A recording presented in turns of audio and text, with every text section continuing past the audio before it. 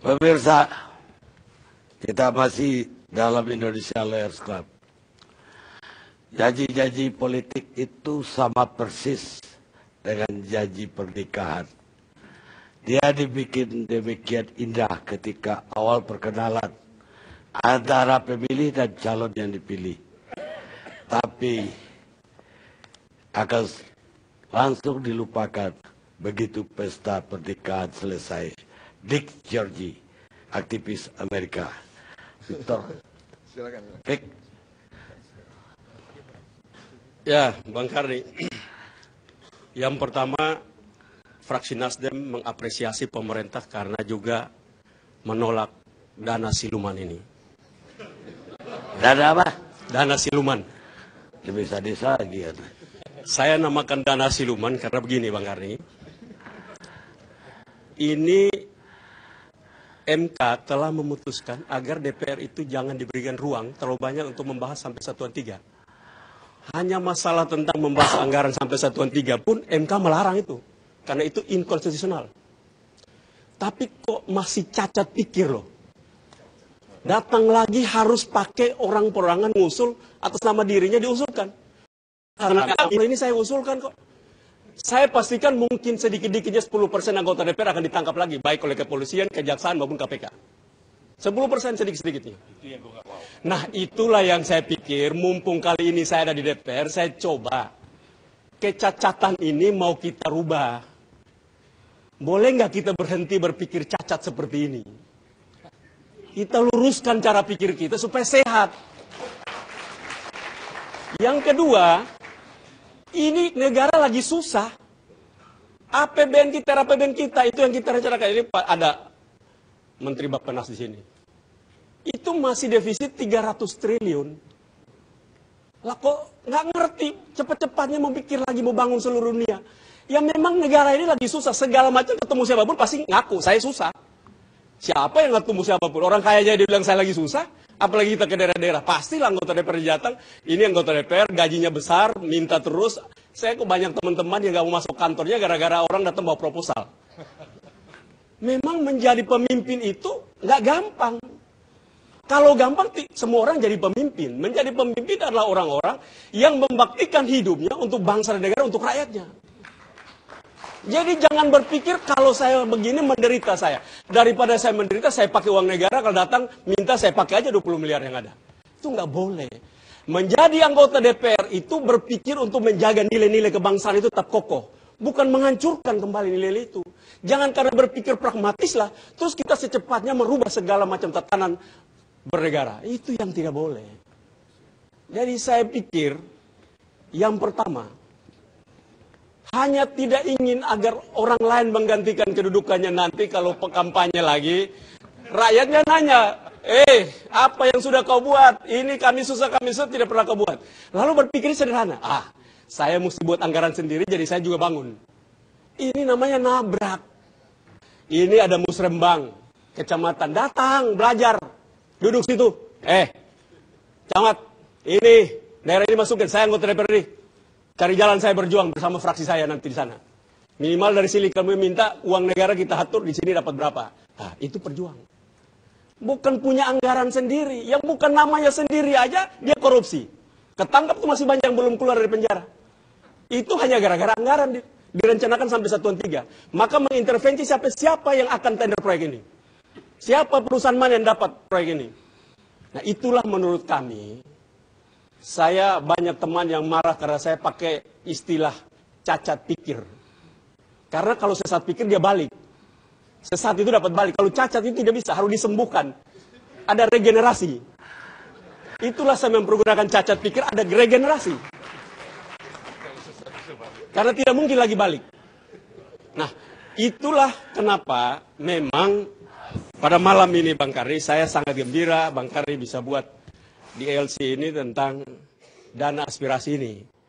Supaya kemudian hari kita mendapatkan generasi-generasi yang tidak mengulang lagi.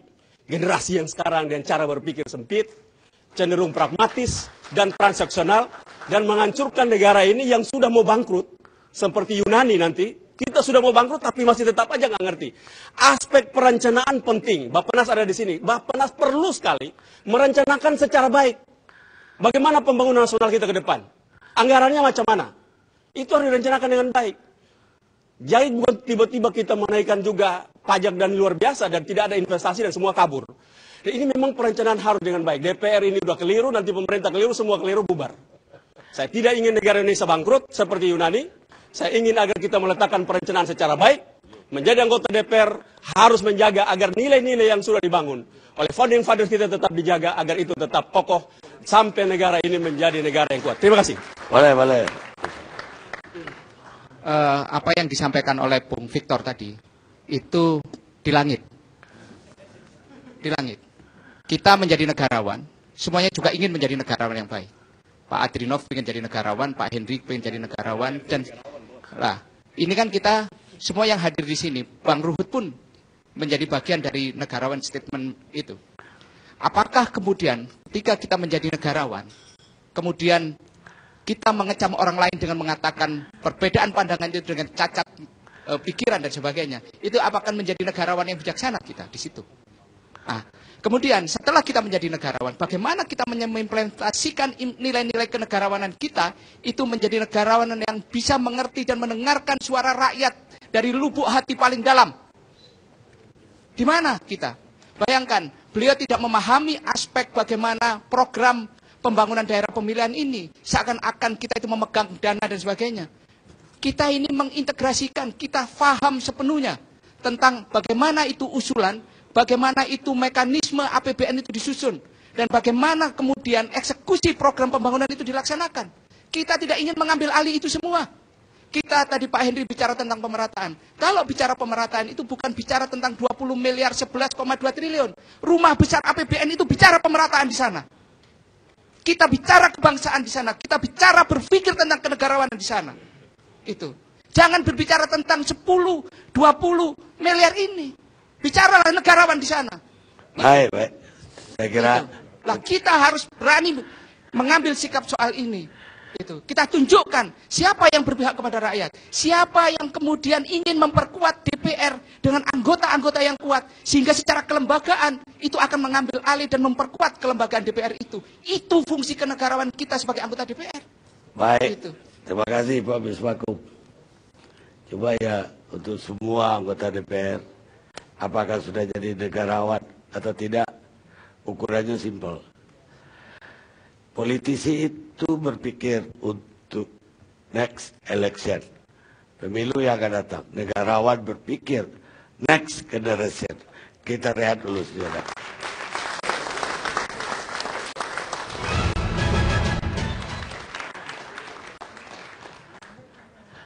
Pemirsa, kita lanjutkan diskusi kita. Di mana-mana politisi itu sama. Mereka bisa menjanjikan di sebuah daerah akan dibangun jembatan. Padahal di daerah itu tidak ada sungai. Kata Nikita Khrushchev. Sekarang Henry Yoso. Terima kasih. Assalamualaikum warahmatullahi wabarakatuh. Saya melihat undang-undangnya tentang MD3 itu tidak salah. Yang salah sekarang ini saya lihat di dalam menerjemahkan, di mana ada ketentuan bahwa anggota Dewan Perwakilan Rakyat itu menyerap dan memperjuangkan aspirasi. Kemudian aspirasi ini diterjemahkan sebagai pembangunan fisik.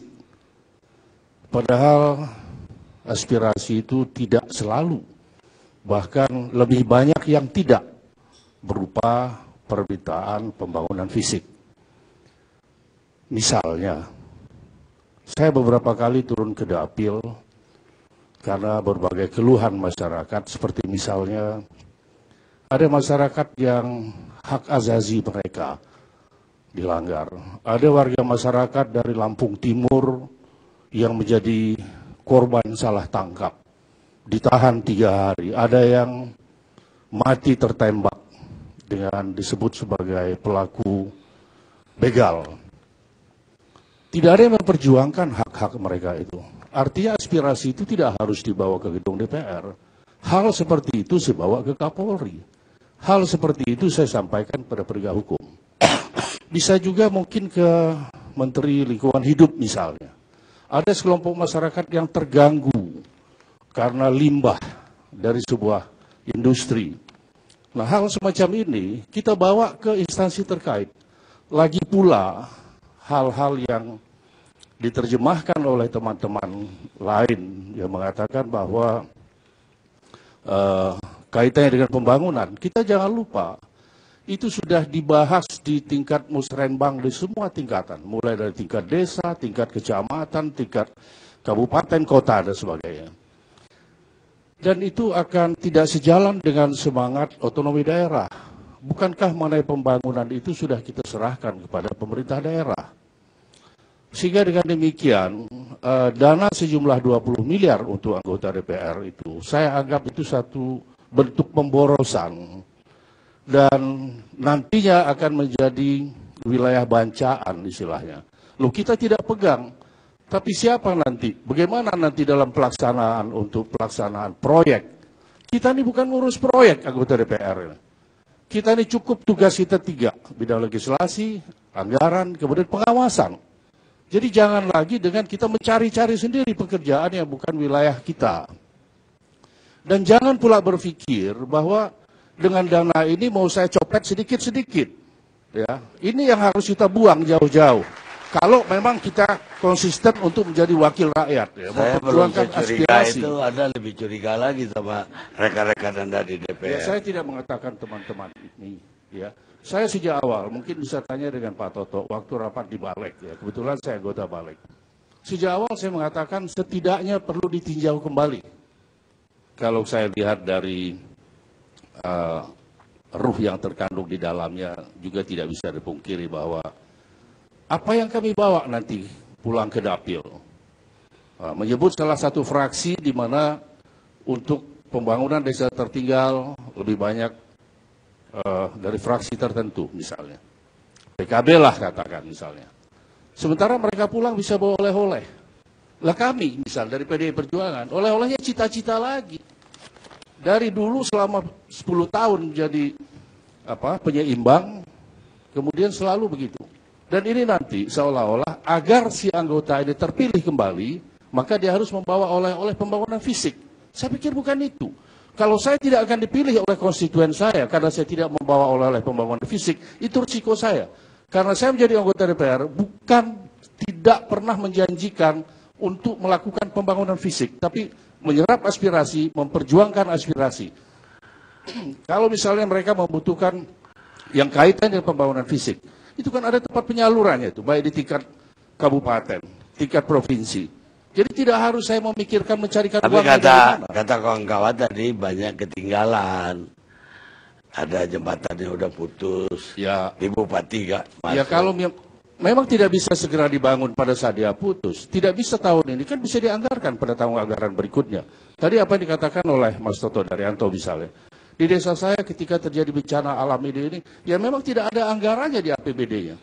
Tapi kan dari dana untuk bencana alam pun ada. Ya memang tidak bisa sekejap begitu rusak hari ini dan besok. Karena uang itu kan direncanakan semuanya. Mungkin dari pihak pemerintah bisa menjelaskan secara lebih rinci bagaimana sih sistem pengadaan atau mengadakan untuk hal-hal yang sifatnya bencana alam. Jadi jangan kita berpikir bahwa hanya atau setidaknya agar saya ini terpilih kembali, maka saya harus memperjuangkan pembangunan fisik. Memperjuangkan aspirasi tidak sama dengan perjuangkan pembangunan fisik. Pembangunan fisik kalau dibutuhkan oleh masyarakat di dapil kita, itu kita perjuangkan dengan cara-cara yang sesuai dengan aturan. Jadi bukan saya harus punya uang, harus menyediakan uang, harus ngegedor sana, harus memaksa institusi ini. Bukan begitu caranya. Baik, sekarang balik ke meja sini.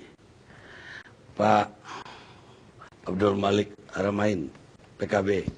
Tadi disebut-sebut bahwa oleh-oleh sama Henry. Ya, terima kasih. Assalamualaikum warahmatullahi wabarakatuh. Salam sejahtera bagi kita semua. Saya ingin banyak bicara tentang mekanisme, Bung Karni. Yang pertama, sebetulnya program aspirasi ini sudah diketok waktu kita membahas Undang-Undang MD3. Salah satu perdebatan panjang waktu itu adalah bagaimana hak DPR harus ditambahkan. Salah satunya adalah dia harus benar-benar menjadi representasi dan benar-benar mewakili daerah pemilihannya. Kenapa? Karena sumpah kita begitu. Jadi sumpah DPR itu adalah bahwa saya akan memperjuangkan aspirasi rakyat yang saya wakili untuk mewujudkan tujuan nasional dan seterusnya itu. Kemudian diterjemahkan di Undang-Undang MD3 yang bunyinya adalah mengusulkan dan memperjuangkan program pembangunan daerah pemilihan. Kemudian diterjemahkan lagi bagaimana teknis agar aspirasi rakyat itu bisa dilakukan, bisa disampaikan oleh anggota DPR, bikinlah kita tatip. Nah, partai-partai itu dulu setuju semuanya MD3 bunyinya begitu. Begitu juga partai-partai politik itu semuanya setuju bunyi tatipnya begitu. Di tatip itu tidak hanya untuk kepentingan dapil. Itu yang pertama.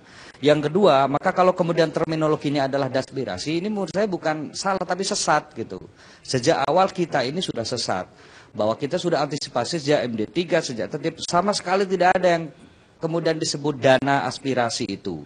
Yang ada adalah program pembangunan daerah pemilihan. Makanya kalau bisa malam ini kita pakai coba program pembangunan daerah pemilihan. Karena itu sebetulnya sejak awal kita sadar, ini pasti rame. Kenapa? Karena rame, karena pasti ada jumlahnya. Dan jumlah itu seolah-olah kemudian diberikan langsung kepada anggota DPR-nya, kemudian anggota DPR-nya lah, seperti sinterklas membagi-bagikan uang begitu. Sejak awal kita sudah antisipasi itu. Nah karena itu Bang Hendrioso sekaligus menjawab bahwa kalau kemudian yang melaksanakan program itu adalah anggota DPR, itu salah besar. Sejak awal sudah kita antisipasi. Yang melaksanakan usulan program yang diusulkan oleh daerah, baik masyarakat atau kepala daerah, itu adalah kepala daerah sendiri. Nah karena itu menurut saya sebetulnya clear. Yang kedua, ketiga adalah masalah mekanisme. Sekali lagi yang disampaikan oleh Pak Misbahun tadi, clear.